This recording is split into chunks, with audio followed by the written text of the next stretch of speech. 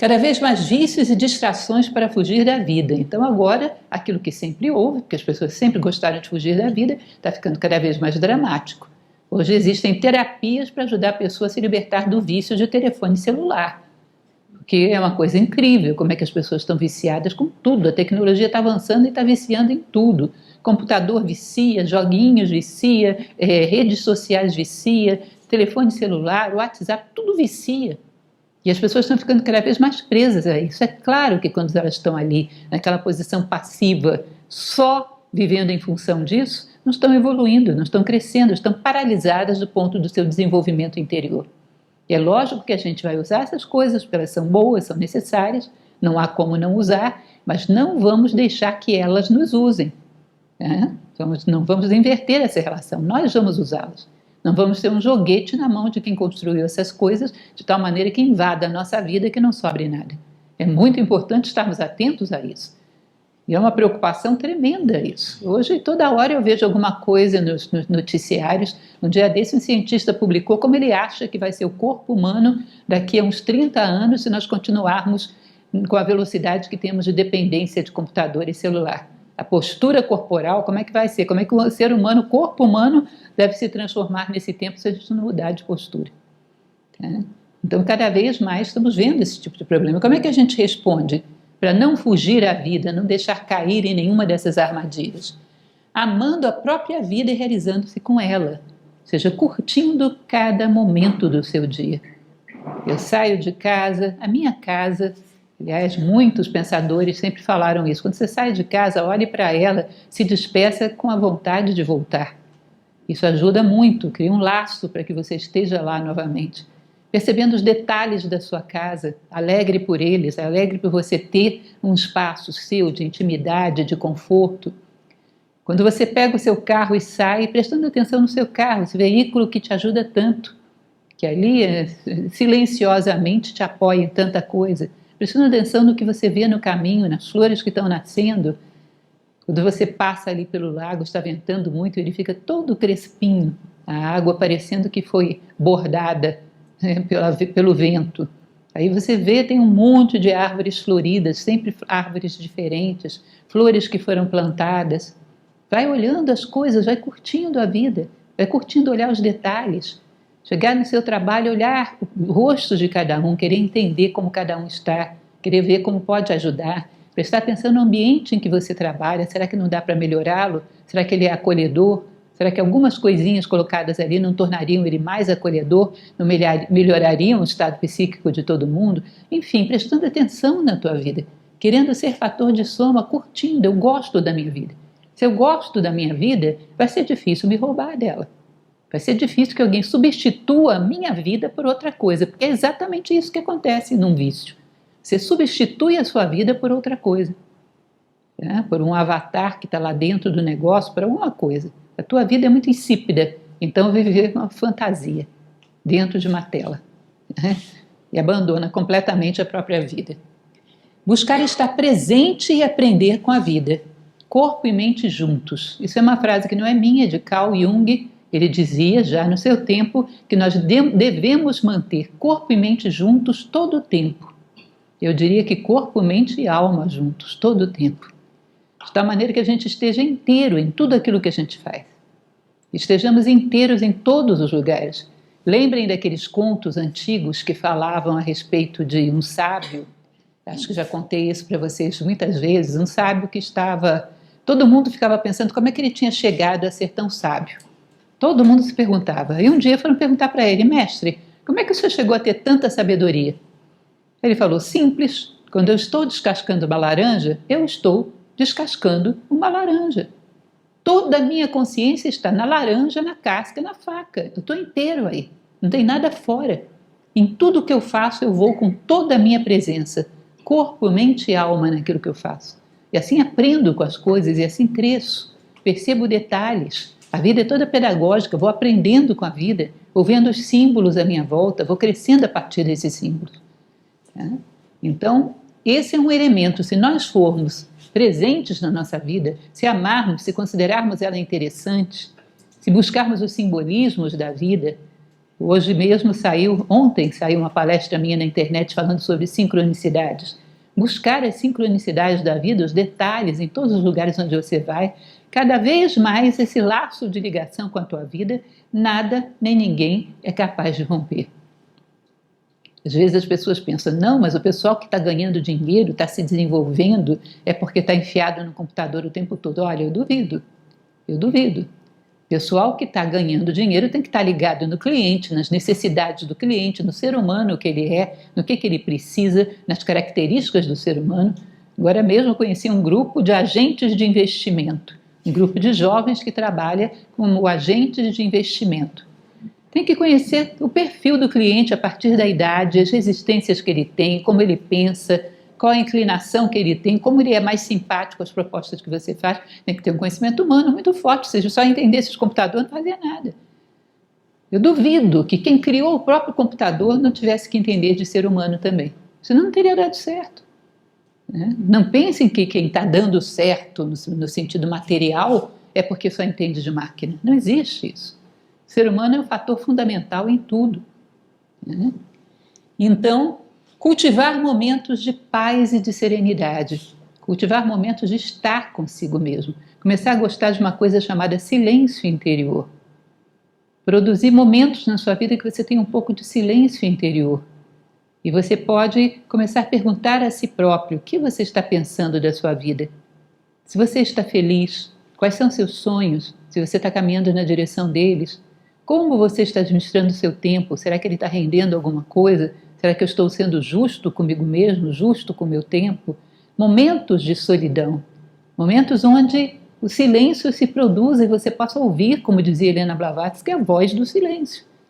Essa voz silenciosa que vem de dentro de você mesmo possa estabelecer um diálogo interno, vida interior. Isso é extremamente necessário. A maior parte desses vícios vem exatamente no momento que as pessoas estão sós e não querem ficar sós, não suportam. Têm medo desse encontro consigo mesmos. Se nós adorarmos esse encontro conosco mesmo, vamos passar a achar os momentos solitários uma maravilha. Um momento para estabelecer esse diálogo profundo. Eu adoro estar comigo mesmo. Você nunca vai viciar uma pessoa assim, que tem essa ligação profunda de coração com a vida. Se não tem, você pode tirar um vício e vai ser outro.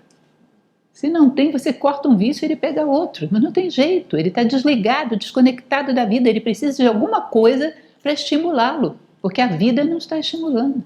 Ele precisa de alguma coisa para motivá-lo, porque a vida não está motivando.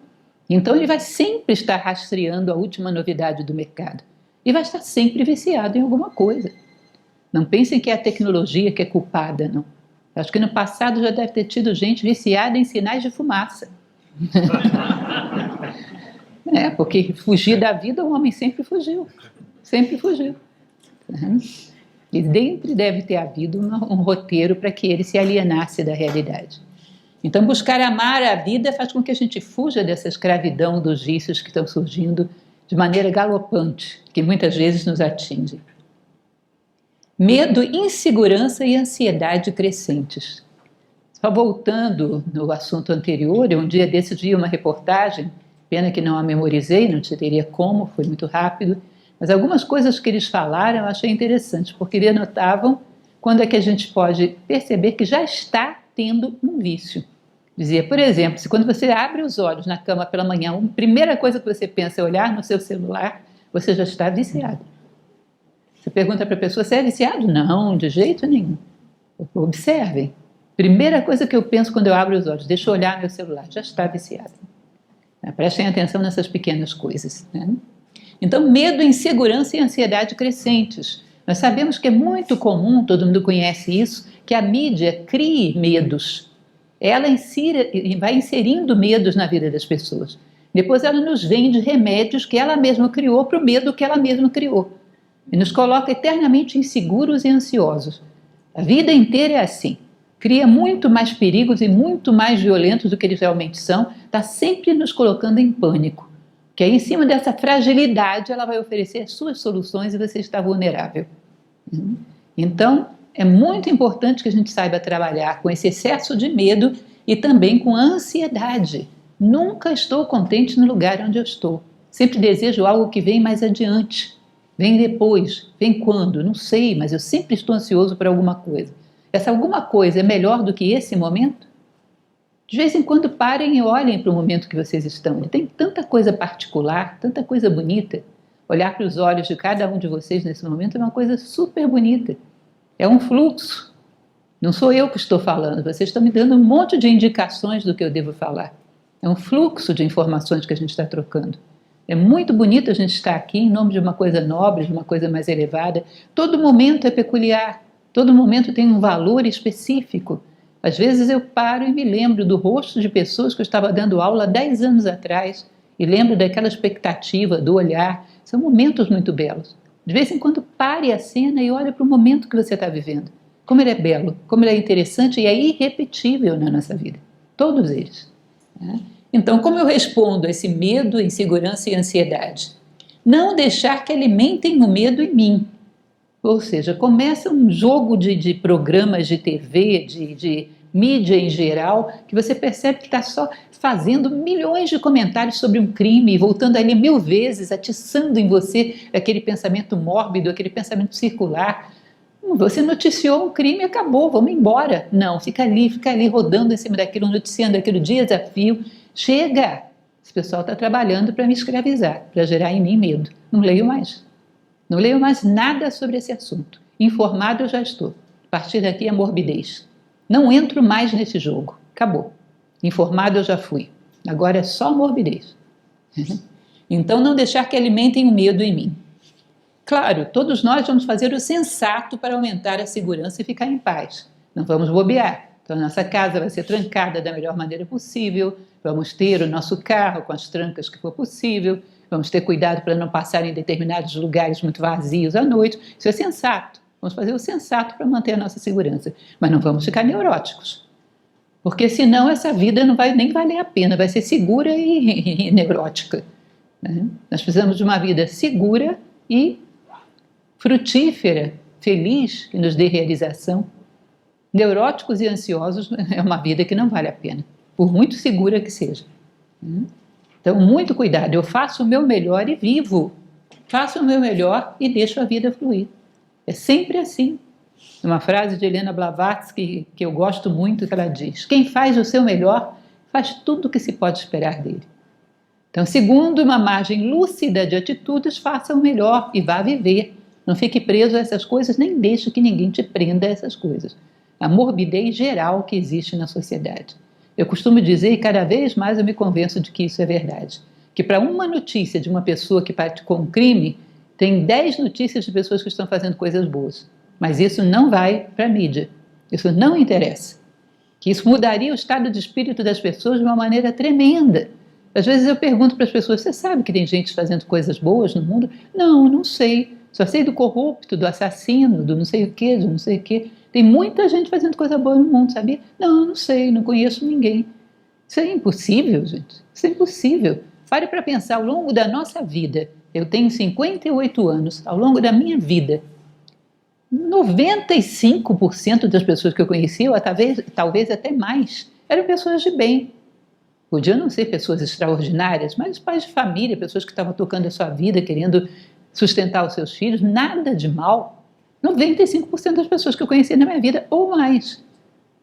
Pessoas muito nocivas, bandidos, mas foram muito poucos. Bom, você 95% da minha vida não eram bandidos, como é que a mídia me convence que 100% do mundo é de bandidos? Essa estatística não está batendo. Lógico que não está. Então nós ficamos apavorados e caímos numa visão de mundo que é absurda. A mídia cria um mundo que não é o real e nós ficamos aprisionados nele. Muito cuidado com isso. Tá? Sejam lógicos, parem para pensar que as coisas não são assim.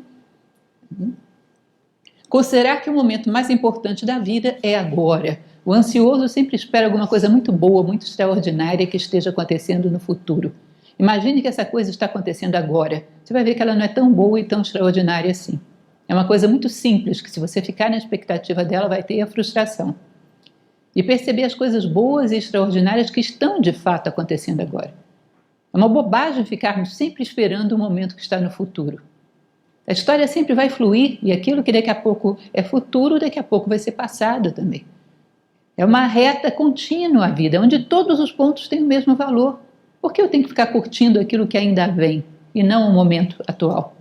É tudo que eu tenho, é o presente.